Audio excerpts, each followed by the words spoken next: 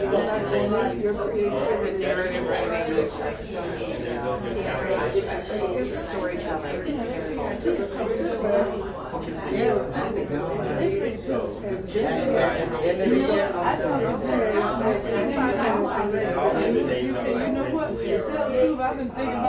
yeah, and I know I'm going to live. I give you best present. I promise you I will. You know the only reason I'm there because of you. You go on. Right. I'm out. Is it the end? Which way you're going? Now?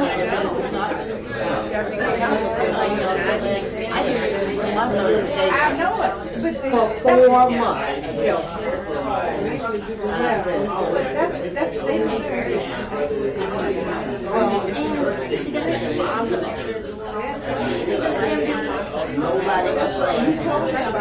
nobody that's from all legs.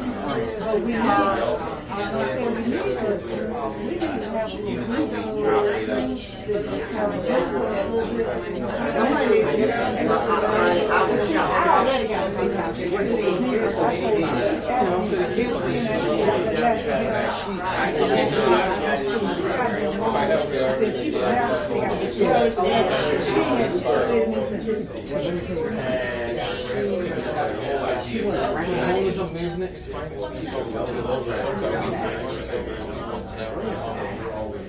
That's right.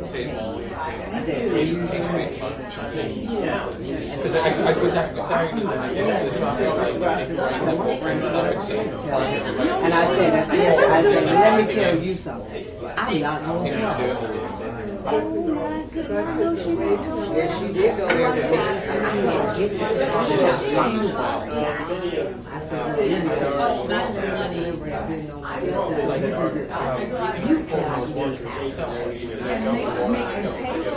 said, and that's what he do. He can pay outstanding.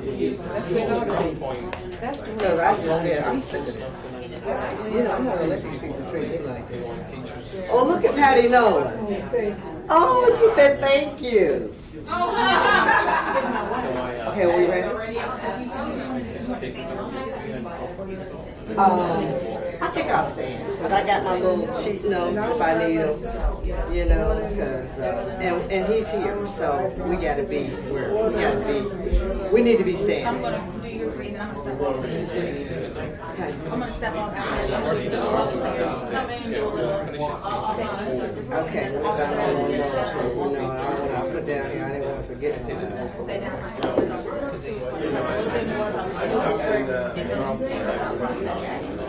Okay. Okay, bye.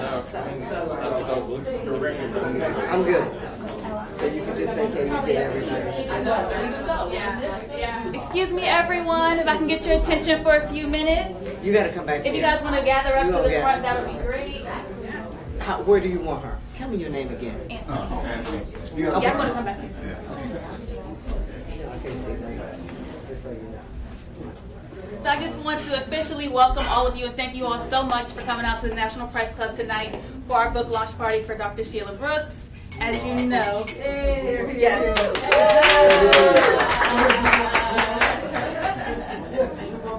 I'm Amber Bentley, the Marketing and PR Specialist for SRB Communications, also leading our PR efforts for the book promotion, and I'm very thankful for you guys for coming out and supporting Dr. Brooks. As you know, Dr. Brooks is a woman of many titles. Former reporter, highly renowned speaker, journalist, award winner, founder, president, CEO, and now author. And good friend. And good friend. And we are just so proud of you, Dr. Brooks, and so glad to be a part of this journey with you. And we are so glad that you wrote a story on Lucile H. Bluford, who has never had a story told about her. So we're so very thankful that you could tell this story, and then we're going to turn it over to you to tell us a little bit about the book. Okay, thank you so much, Amber. Isn't she wonderful?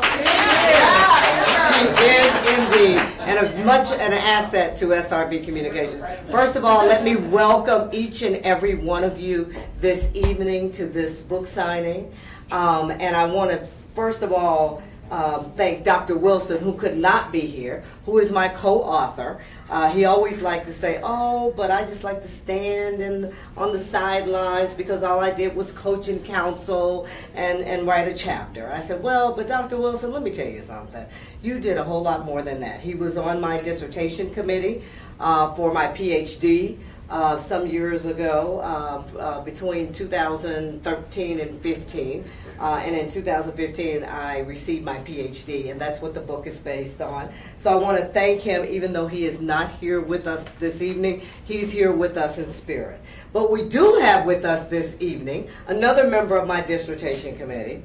I fondly remember him also as the chair of the department in the Department of Political Science at Howard University when I was working on my master's some years ago. And then when I decided to do the PhD, I had all these communications professors on the committee. And I said, you know, this book is about a woman who was an activist in the civil rights movement and women's rights movement. And I need somebody who I know can make that contribution to the book. And that is Dr. Lorenzo Morris. Thank you, Dr. Morris, for being here. And I thanked Amber, but I do want to take this time to also thank my staff. My staff there are an asset. This could not happen, nor could the book launch party that we had Saturday night and all of what we're going to be doing over the next few months without them. Corinne Freeman, our communications manager, raise your hand. Hi. David Brigham, our operations manager.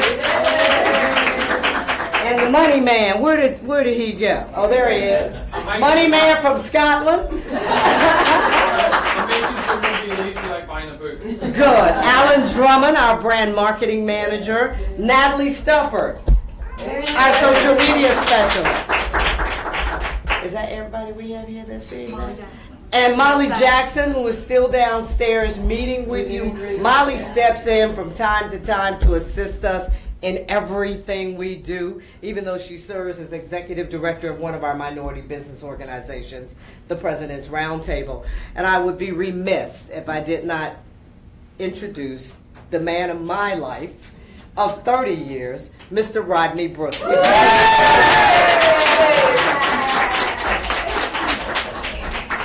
So all of you know that the black press has really become a platform for black feminists and civil rights activists like Lucile Bluford. The black press was used to debate the issues, to influence the agenda. I decided during my dissertation that we all knew, as we all do, about Ida B. Wells, who laid the foundation as a publisher and editor of the black press in Memphis in the 1850s through the 1890s. And we all know that her newspaper was burned to the ground in Memphis. And she is highly recognized throughout this country. Fast forward 100 years, Daisy Bates, another black woman who led the challenge and walked with those young people into Central High School in Arkansas with the Little Rock Nine. And she too owned a black newspaper and told those stories in the Arkansas Gazette. But during that 100 years, 1850s to the 1950s, there were 4 other women whose stories were never told. Lucile Bluford was one of them.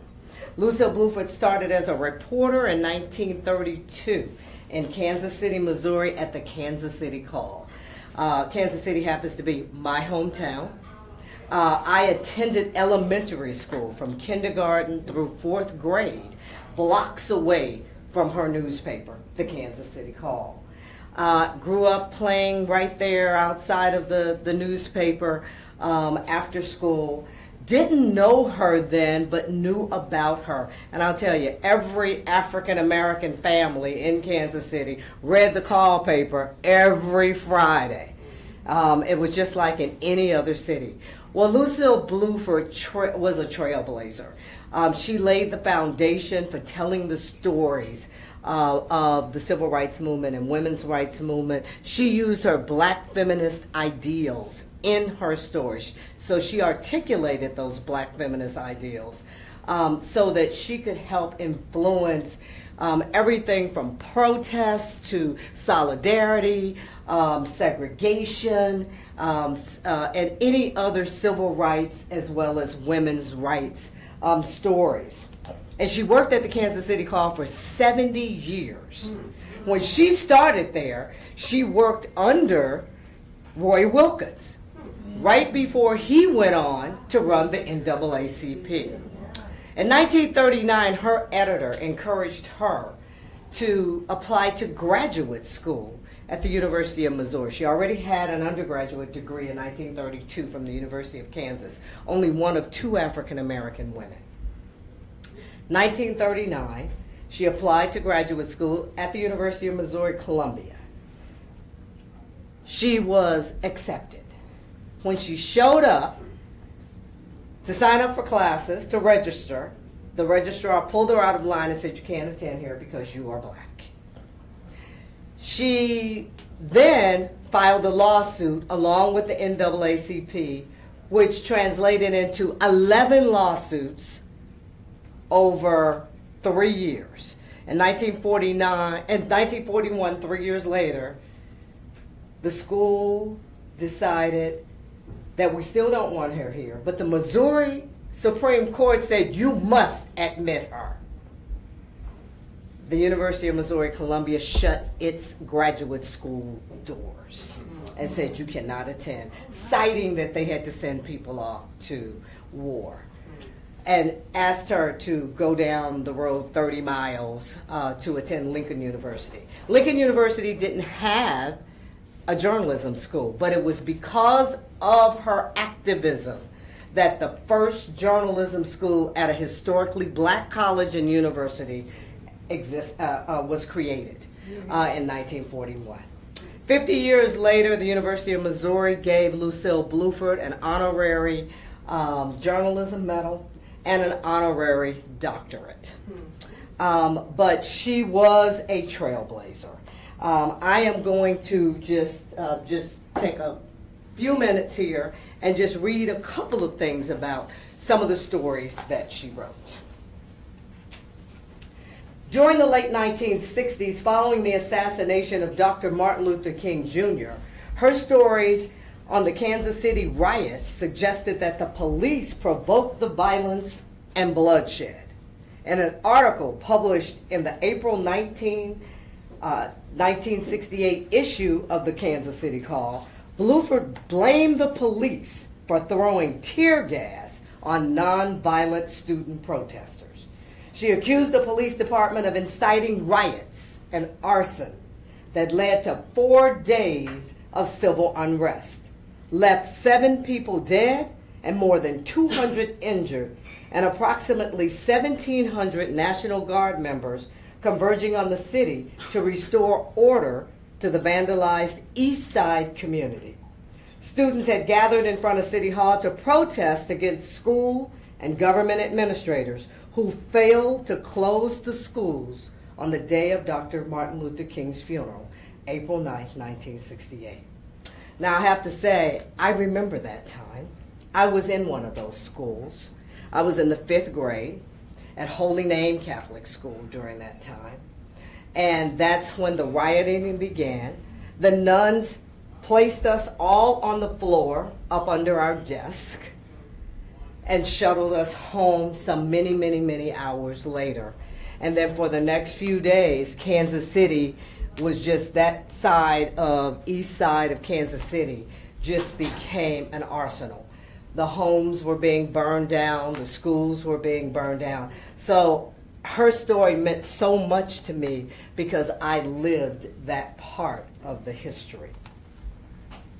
In another story, the Call's April 16th issue, 1976, Bluford encouraged parents to get involved in their children's education by protesting against the school board for an adequate provision of resources to the city's public schools with a majority of black students. And still another story Bluford wrote under her pen name, Louis Blue. She wrote under that name, Louis Blue, when she wrote about controversial stories, especially segregation and school discrimination.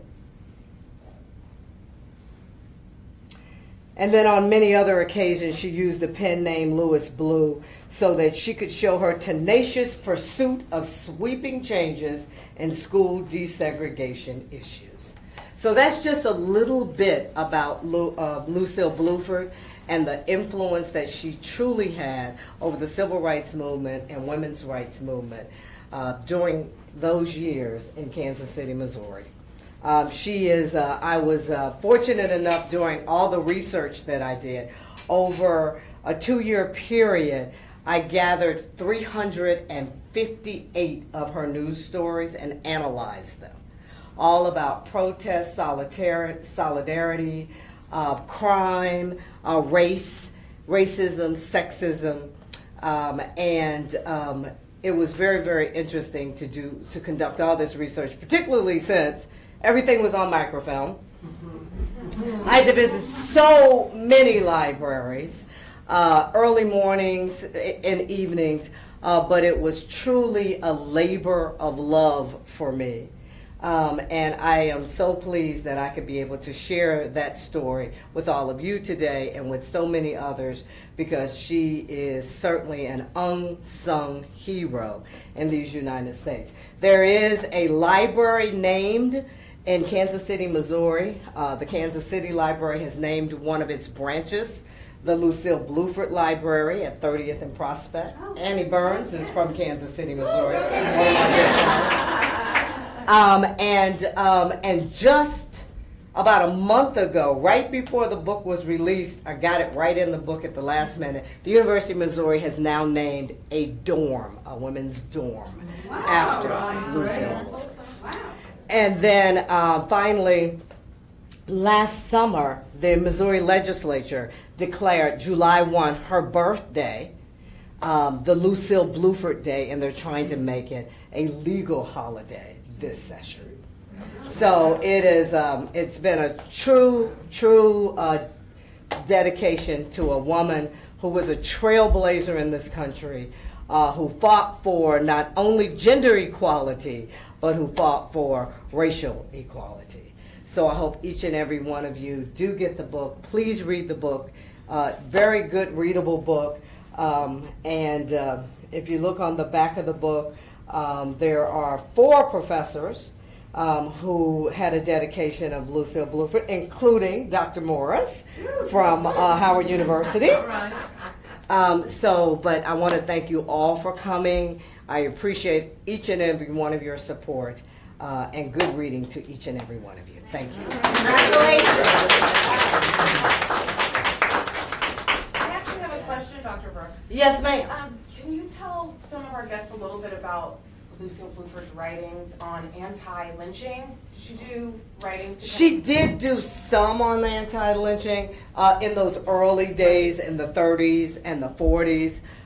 She spent, and here's what was very interesting in doing those stories. Lucile Bluford didn't just write the story, because the one thing about that you have to understand about the black press is we always know. The black press is a press of advocacy. There's always been this slant of advocacy, which has been very good for the African American community and those issues. And so when she didn't just write the story, she got involved. She marched in protest. She made sure that she was at those NAACP meetings. She came to Washington annually to the meetings so that she could write about lynchings, not only in her stories, but in the Crisis magazine that some of us that are a little bit older than you are, Corinne, remember. Even though we know you remember because you're a solid reporter. Yes, she did write on those stories, and it was because of her tenacity that people did pay attention to what she said. One of the other things that was very interesting, when Reverend Jesse Jackson was running for president the first time, He came to Kansas City, Missouri, and he was in an auditorium with about 8,000 people. Of course, there was a higher level and a lower level. Lucile Bluford yelled downstairs to the lower levels, silence in the entire auditorium, said, "Reverend, don't you dare ever come to Kansas City, Missouri again without calling the black press." And Reverend Jackson said, "Yes, ma'am, Mr. Yes, sir. Can I ask a question? Yes, you can. Be careful. A lot of people don't realize the power and the reach of the black press back in the day. Can you talk about that? Yeah. The black press back in the day, I'll tell you, one of the things that we did growing up, I'll tell you, I read every newspaper in town because my mom was a reader. But that weekly black newspaper, the Kansas City Call, she gathered her two children around her every Friday. And we had to read the obits, and we had to read the news. She'd read it to us when we started learning how to read. I think it was our connection to the African American community. It was our connection to the African American agenda. It was the way we knew about the issues that were not only going on in our own city, in our own community, but throughout the country. Another story that Lucile Bluford talked about, that she wrote about in the 70s, there were these string of murders that occurred over many months of black women just being killed. And so much so that so many of us were afraid for our lives. Our parents were afraid to send us out. But it was because of those stories that were being written where this was taking place that so many of us knew how to travel to school or get to the grocery store. So it really, really, the black press has, just like I said, has always been a press of advocacy, and it was the black press that really gave us the connection to our roots and to all the stories, even not just the good stories and the bad stories, but to the fun stories and the society stories and fashion stories. I'll tell you about Kansas City, Missouri, one of the music capitals of this country, big jazz capital where so many jazz musicians came out of.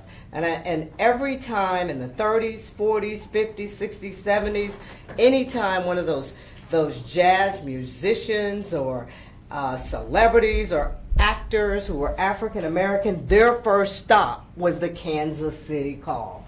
And I'm sure that it was likely the same way in many of other cities that some of you grew up in, because that was their connection to get their story told, because the mainstream media ignored those stories.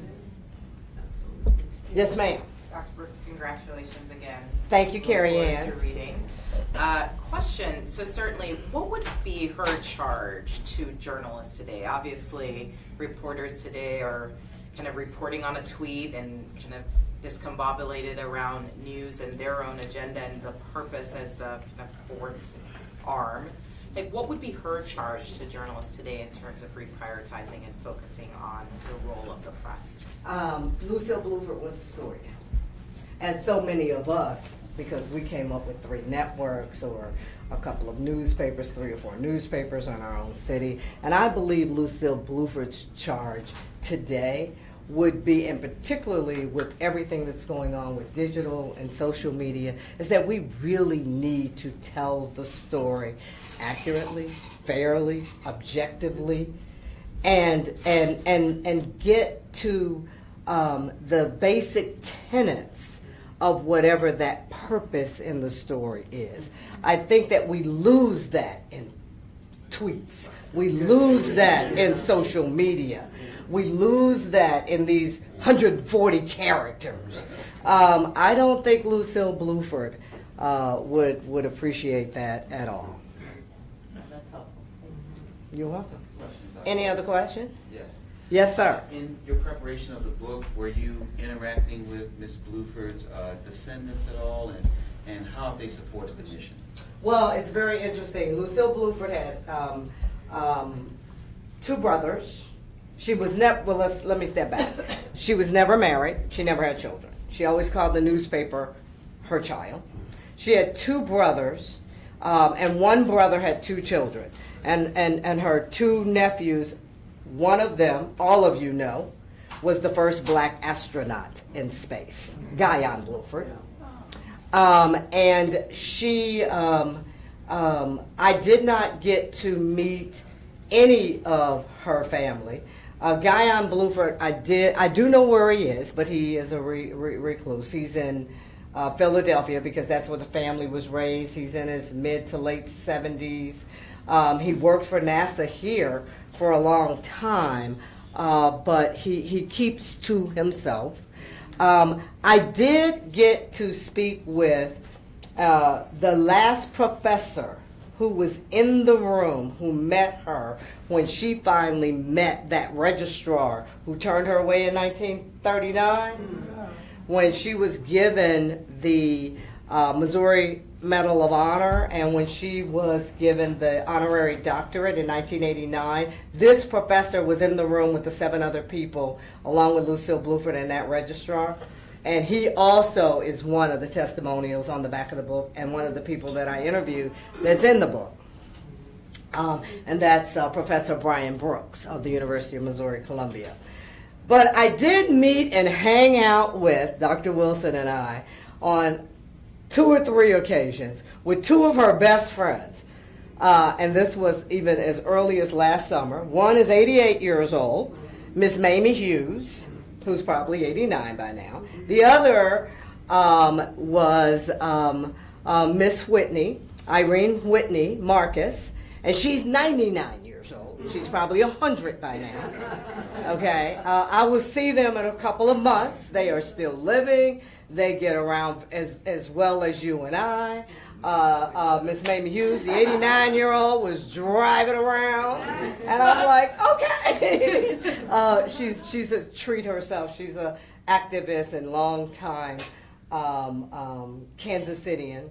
But those 2 women actually went to school with Lucile Bluford. They still had the yearbooks with her and them in it from the 1927 when they all graduated from Lincoln High School.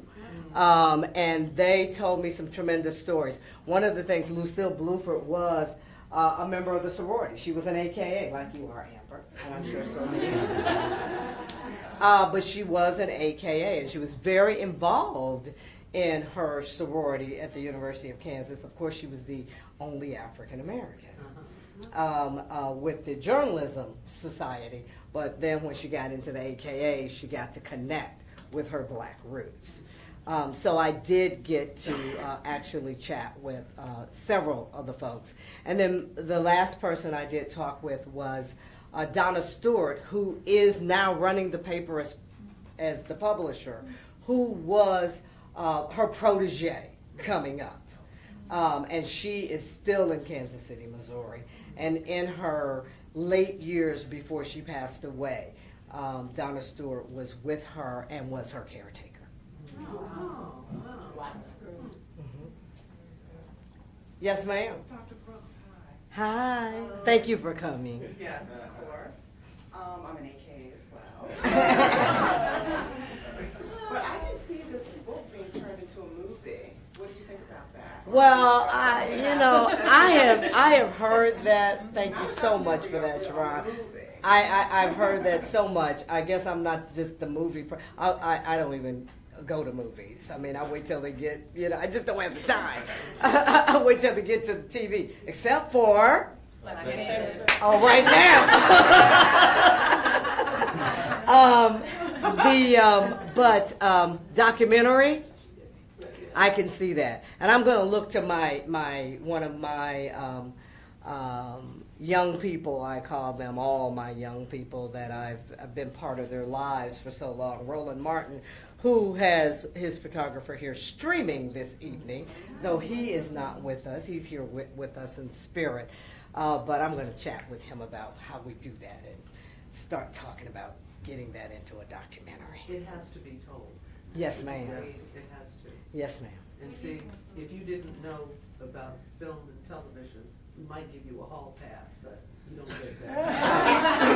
Basically, they're saying they're expecting a movie. And the three black women, what was the movie, the three black Hidden women? Figures. Hidden Figures. I can see it. Okay. Yes, no, absolutely, you're absolutely right. Well, I have to say this, Tyler Perry will be at the National Association of Black Journalists Conference in August. I just met him a couple of months ago, so maybe we'll have to just talk to him. Good. Taraji would play a really good. Oh, I'm sure she would. I'm sure she would. Any other questions, so I can let you guys get back to greeting each other and signing books and having some of the food and enjoying each other's company. Well, we celebrate you. Thank you.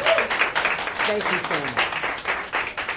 Thank you very much. Well, enjoy. Everyone enjoy. Thank you.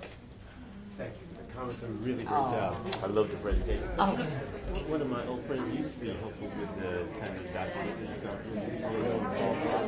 Oh, absolutely. He's a dear friend. Yeah, but he had to like, I was just talking to him. Yeah.